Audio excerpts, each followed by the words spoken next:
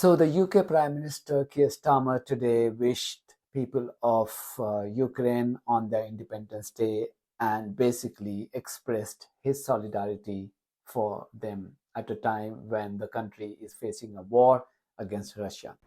To the people of Ukraine, from the people of Britain, we send you our warmest wishes as you mark your Independence Day.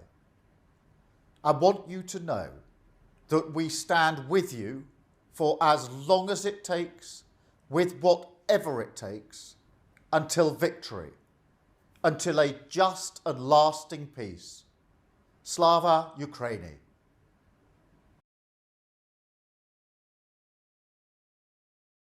What Starmer said that he will stand with the people of Ukraine for as long as it takes and with whatever it takes until victory. I'm just repeating his words. As long as it takes and with whatever it takes until victory, until just and lasting peace in the country. Have you ever heard Starmer use these words for the people of Palestine? For children and babies of Gaza? Since my last video 24 hours ago, more than 60 children and 6 babies may have been slaughtered by barbaric Israeli terrorists, savages disguised as humans. Starmer blocked his own MPs from voting for this madness and slaughtering to stop, and when he's become the Prime Minister of the UK with a historic majority, he's simply not interested in stopping arms sales to Israel. And he's been a career human rights lawyer. Do you need a more shameless irony than this man leading the country as the Prime Minister? I wonder if Starmer has been listening to the first-hand testimonies of those British doctors who have returned from Gaza. I don't know if he watched LBC's latest broadcast with James O'Brien, where a white British doctor, not Asian, not Indian, not Pakistani, not Arab, not brown, not Palestinian, a white English doctor called James Smith was sharing his horrific experience from Gaza. According to Dr. Smith, he's never worked anywhere in the world which was as violent and as unsafe as Gaza was then during his time there, and Gaza is now even today.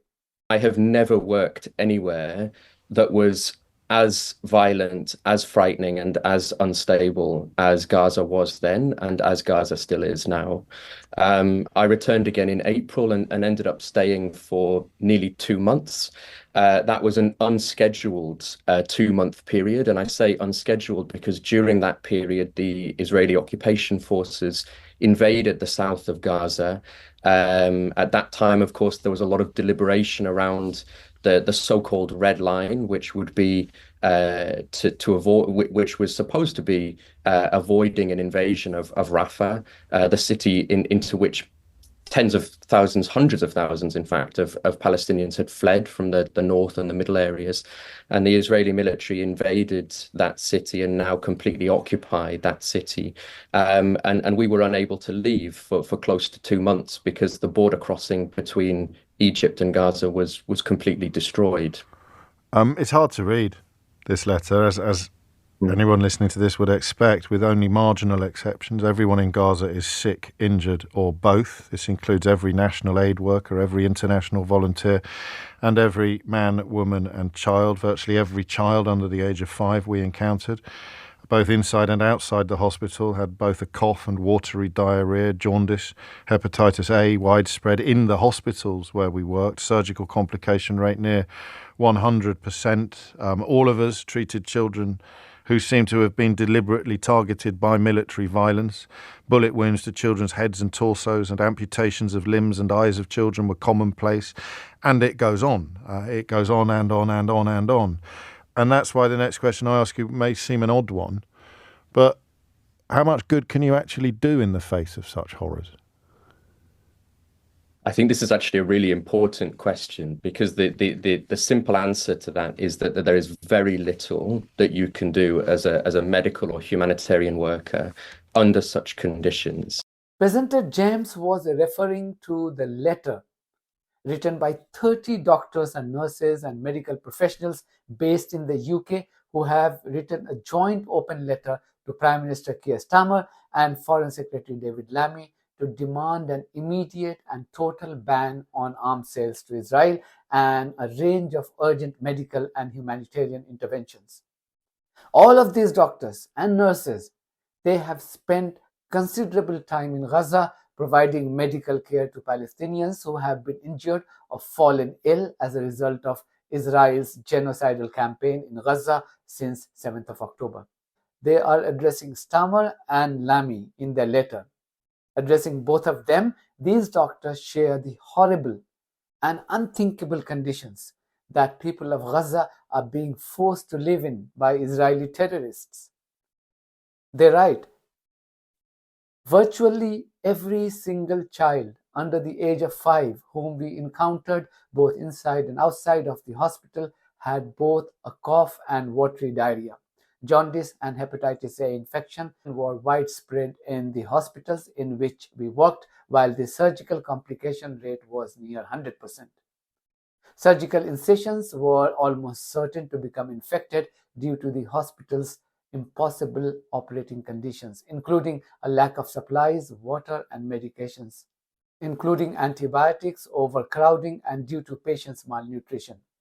We were forced to use household supplies, including vinegar, for antiseptic purposes, or went without. Pregnant women gave birth in unsanitary and overcrowded conditions, as there is simply nowhere left which is not unsanitary and overcrowded. These women face serious risk of complications, ill health, and death. Those of us who worked with pregnant women regularly saw stillbirths, and maternal deaths that would be easily preventable in any functioning healthcare system. So therefore, there is no functioning healthcare system available anymore. The rate of infection in C-section incisions was astonishing, and they were often delivered to women going without anesthesia or painkillers. Their infants were born underweight, while mothers are likely to be unable to breastfeed due to malnutrition. Potable water is unavailable across Gaza. Very few babies born under these conditions are likely to survive, and those who do will have their health permanently impaired. And they go on to write how most children have been deliberately targeted by Israeli forces, described as the most moral army by the politicians from the USA, the UK, and the West. Now, please stop for a moment and try and digest what these doctors have had to say.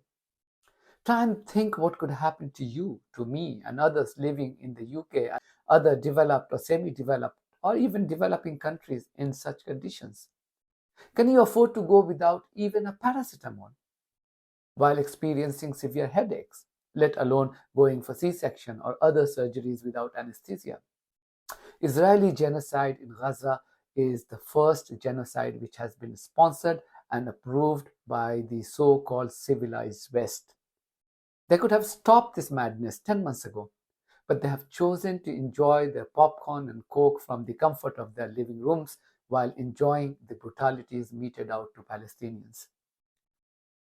And yet, you wouldn't have seen Starmer or Lammy to issue a video message expressing their solidarity with the people of Gaza.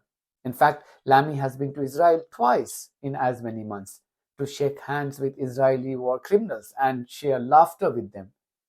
These chaps shame humanity every single day. That's it from me. I'm so grateful to all of you for your support on buymecoffee.com. In the meantime, if you haven't subscribed to my channel, please do so, because that's one of the many ways you can support independent journalism. God bless you all.